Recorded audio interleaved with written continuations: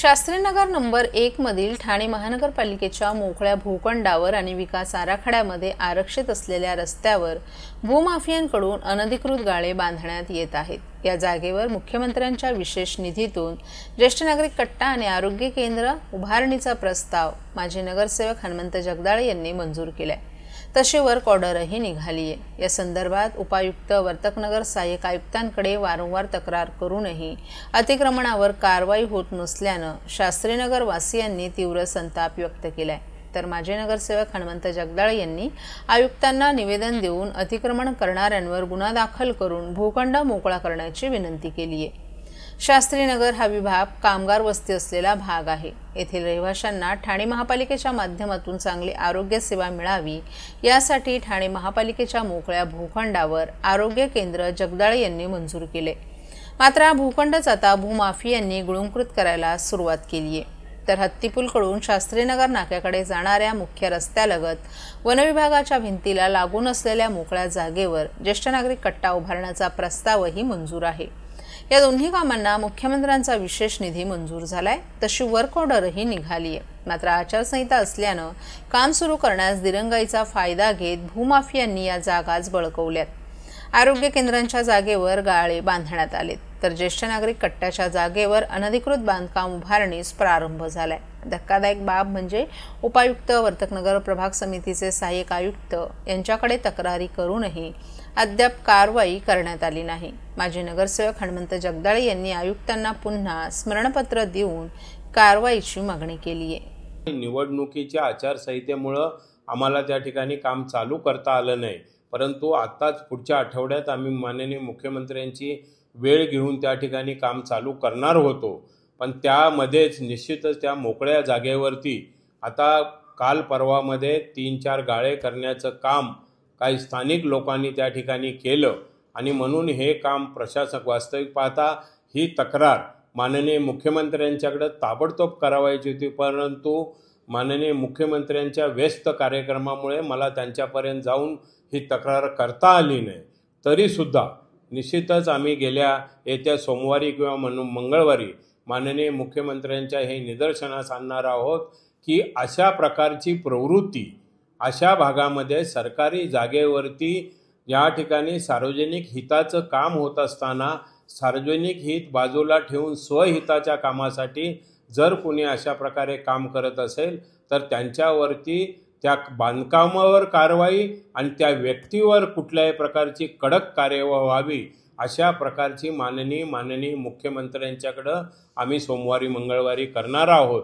तत्पूर्वी ठाणे महापालिकेचे आयुक्त, अतिरिक्त आयुक्त, उपायुक्त, अतिक्रमण विभागाचे प्रमुख, सहाय्यक आयुक्त या सर्वांच्या निदर्शनास या सर्व गोष्टी आणल्यात, तरीसुद्धा कोणत्याही प्रकारची कारवाई न होता त्या ठिकाणी 3 गाळे आज तयार दिसत आहेत।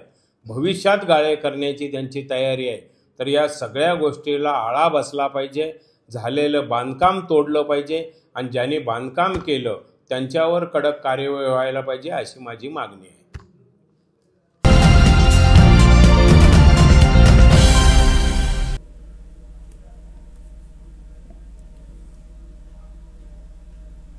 श्री साईनाथ सेवा समिती श्री साईनाथ मंदिर वर्तकनगर येथे 38व्या वर्धापन दिन सोहळ्याचे आयोजन करण्यात आले। हा विशेष सोहळा शनिवारी 23 नोव्हेंबर 2024 ते सोमवार 25 नोव्हेंबर या कालावधीत साजरा केला जाणार आहे। या कार्यक्रमांची सुरुवात शनिवारी सकाळी 9:30 वाजता प्रसाद लाडू वाटप सोहळ्याने होणार आहे। सोमवारी सकाळी 10 वाजता साईबाबा पादुकांची भव्य पालखी मिरवणूक तसंच गायन, भजन आणि कीर्तन अशा भक्तिमय कार्यक्रमांची पर्वणी असेल। कार्यक्रमाचं मुख्य आकर्षण म्हणजे पवित्र स्मृतीस अभिवादन करून आदी विविध धार्मिक विधी। यावेळी स्वर्गीय बळीराम वासुदेव नेवाळकर यांना विशेष श्रद्धांजली अर्पण केली जाणार आहे। सर्व साई भक्तांना या सोहळ्याला उपस्थित राहण्याचं आवाहन श्री साईनाथ सेवा समितीने केलं आहे। श्री वर्तकनगर साईनाथ सेवा समितीचा 38वा वर्धापन दिन असून दिनांक 23 ते 25 नोव्हेंबरपर्यंत साजरा करण्यात येणार आहे। साधारण आमचे संस्थेचे संस्थापक अध्यक्ष बळीबाई नेवाळकर हे सातत्याने 38 वर्ष या सर्व मंदिराची देखभाल करत होते. त्यानंतर प्रथमच आज आम्ही त्यांच्या विना हा वर्धापन दिन साजरा करत आहोत. आमचे प्रमुख सल्लागार आमदार श्री संजयजी केळकर साहेब हे आमचे प्रमुख सल्लागार असून यांच्या माध्यमातून आता हा जो संपूर्ण कार्यक्रम आहे तो आम्ही करीत आहोत. साधारण महाराष्ट्रातून ठाणे जिल्ह्यातून जवळजवळ 4 ते 5 भाविक लोक येथे दर्शनासाठी येतात. आम्ही इथे संपूर्ण कार्यक्रम हा धार्मिकरित्या पूर्ण केला जातो. 23 तारखेला श्री दत्तयाग यज्ञ सकाळी 8 वाजता सुरू होणार असून 25 नोव्हेंबर रोजी पूर्णाहुतीचा कार्यक्रम करणार आहोत.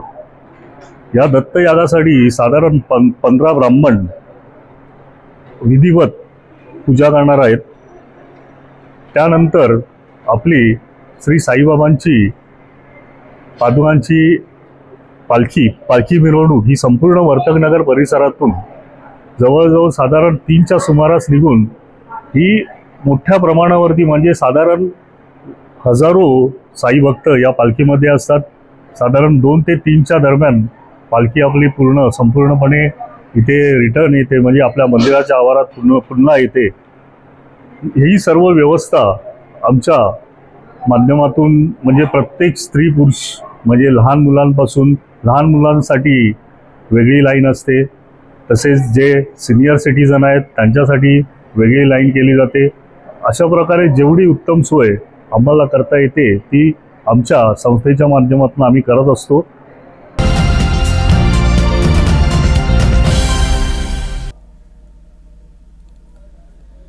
विधानसभा निवडणुकीचा मतदान काल पार पडलं. ठाण्यात 6 वाजेपर्यंत 60% मतदान झाल्याची माहिती निवडणूक आयोगानं दिली आहे. मतदान पार पडल्यानंतर निकालाची उत्सुकता राज्यात लागली आहे. कोणत्या पक्षाचे आमदार निवडून येतील, कोणत्या पक्षाची सरकार सत्ता स्थापन करेल यावर सध्याच्या घडीला जोरदार चर्चा सुरू आहे.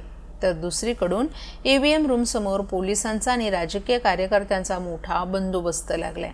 60 तास ईव्हीएम रूमसमोर पोलिसांचा आणि राजकीय कार्यकर्त्यांचा बंदोबस्त राहणार आहे. यावेळी पोलिसांसोबत पक्षाच्या कार्यकर्त्यांना ईव्हीएम रूममध्ये थांबण्याची परवानगी देण्यात आली आहे. ईव्हीएममध्ये कुठलीही छेडछाड किंवा गडबड करता येऊ नये यासाठी पोलीस बंदोबस्तासोबत राजकीय पक्षांच्या कार्यकर्त्यांचा मोठा बंदोबस्त पाहायला मिळतोय. ईव्हीएम रूममध्ये 24 तास CCTV कॅमेरे लावण्यात आलेत. या कॅमेऱ्यांवर निवडणूक आयोग आणि पोलीस कंट्रोल रूम लक्ष ठेवून आहेत. विधानसभा निवडणुकीचा निकाल 23 नोव्हेंबर रोजी सकाळी 8 वाजल्यापासून लागण्यास सुरुवात होईल. महाराष्ट्र विधानसभा निवडणुकांसाठी ईव्हीएम व्हीव्हीपॅटचा वापर करण्यात आलाय. त्यासाठी राज्यात एकूण 2,26,724 बॅलेट युनिट, 1,26,911 CUs आणि 1,37,118 व्हीव्हीपॅट यंत्रणांचा वापर करण्यात आला आहे.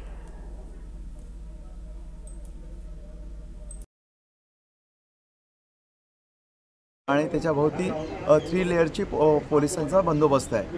2 लेअर CRPF आणि नंतर शेवटच्या लेअरमध्ये आपले स्थानिक पोलीस लेवलचे कर्मचारी अधिकारी आहेत.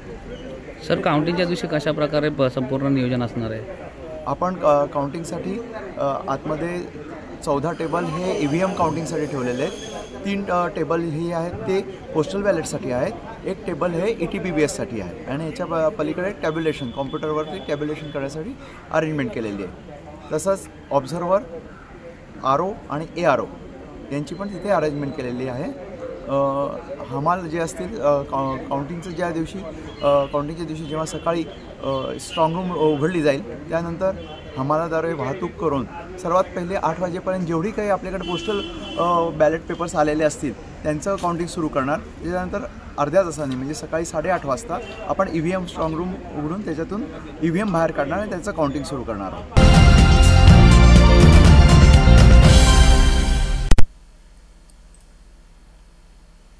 घराजवळच मतदान केंद्राची सोय केल्याचा दावा पुन्हा एकदा फोल ठरल्याचं ठाणे विधानसभा मतदारसंघात दिसून आले.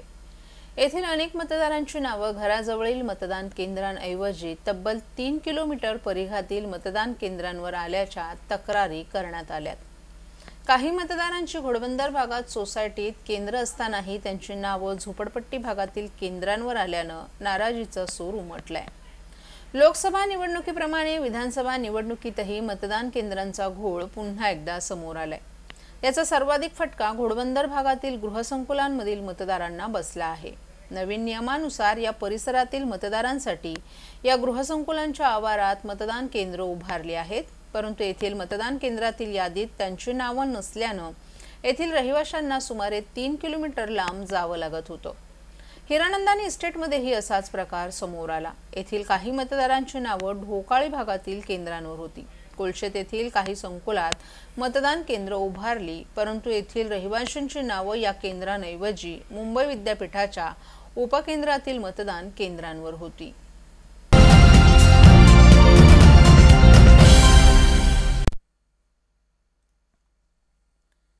महाराष्ट्रातील एक प्रतिष्ठित लढत मानल्या जाणाऱ्या मुंब्रा-कळवा मतदारसंघाकडे सर्वांचंच लक्ष लागले.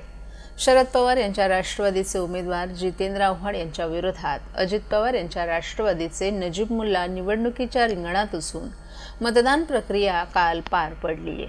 मतदान प्रक्रिया पार पडल्यानंतर जितेंद्र आव्हाड यांनी मुख्यमंत्री एकनाथ शिंदे, उपमुख्यमंत्री अजित पवार आणि स्थानिक खासदार श्रीकांत शिंदे यांना उद्देशून एक पोस्ट केली आहे. यामध्ये आव्हाड यांनी तिघांचे आभार मानत तुमच्यामुळे माझ्या मतदारसंघात निवडणूक कशी लढवावी हे शिकलो असल्याचं आव्हाड यांनी पोस्ट टाकली आहे. आव्हाड यांच्या या एक्स पोस्टमुळे नेमकं त्यांना काय म्हणायचं आहे याबाबत आता राजकीय तर्कवितर्के लावलं जात आहेत. गेल्या 3 टर्मपासून जितेंद्र आव्हाड हे मुंब्रा-कळवा मतदारसंघाचं नेतृत्व करत आहेत. चौथ्यांदा ते निवडणुकीच्या रिंगणात असून त्यांच्या विरोधात मुस्लिम चेहरा म्हणून अजित पवार गटाकडून नजीब मुल्ला यांना निवडणुकीच्या रिंगणात उतरवलं. राष्ट्रवादीमध्ये उभी फूट पडल्यानंतर आव्हाड यांनी अजित पवार तर अजित पवार यांनी देखील जितेंद्र आव्हाड यांच्या ठाण्याचा पठ्ठा असा उल्लेख करार करत त्यांच्यावर टीका केली होती. त्यानंतर ही निवडणूक दोन्ही राष्ट्रवादीनं प्रतिष्ठेची केली होती. कळवा मुंब्रा मतदारसंघ हा कल्याण लोकसभा मतदारसंघात येत असून या मतदारसंघाचं नेतृत्व मुख्यमंत्री एकनाथ शिंदे यांचे सुपुत्र श्रीकांत शिंदे करतात. त्यामुळे नजीब मुल्ला यांच्यासाठी स्वतः मुख्यमंत्री एकनाथ शिंदे यांनी या मतदारसंघात आणि विशेष करून कळवा या ठिकाणी जाहीर सभा घेतली होती. एकनाथ शिंदेना काढूनच टाकणार होतील तर माझ्या त्याला वाईट वाटतं. बरे त्यांनी मला मदत नाही केली, त्यांनी मला पाडायचा प्रयत्न केला, त्यांनी 5 वर्षात एकदाही मदत नाही केली, सगळं करत किती नाही म्हटलं तरी आपल्या बाजूलाच राहतो मुख्यमंत्री, बरं वाटतं ना. बाकीचं वैर सोडून द्या. अनेक वेळा मला अडचणीत आणण्याचा प्रयत्न केला, ठीक आहे, चलत आहे. मुख्यमंत्री माझ्या घराच्या बाजूला राहतो, सन्मानाची मानाची बात. जर उघडपणाने बीजेपीवर म्हणत असतील मुख्यमंत्री होत देणार नाही, याचा अर्थ बीजेपीचा कुठे काहीतरी प्लॅन झालाय. त्यांच्या शेजारचे मुख्यमंत्री होते, त्यांच्या शेजारचे काय सांगतो पवार साहेबांच्या मनात आलं ना, जिथे तुम्ही मुख्यमंत्री पदाची सर मला नाही घ्यायची सांगू शकतो.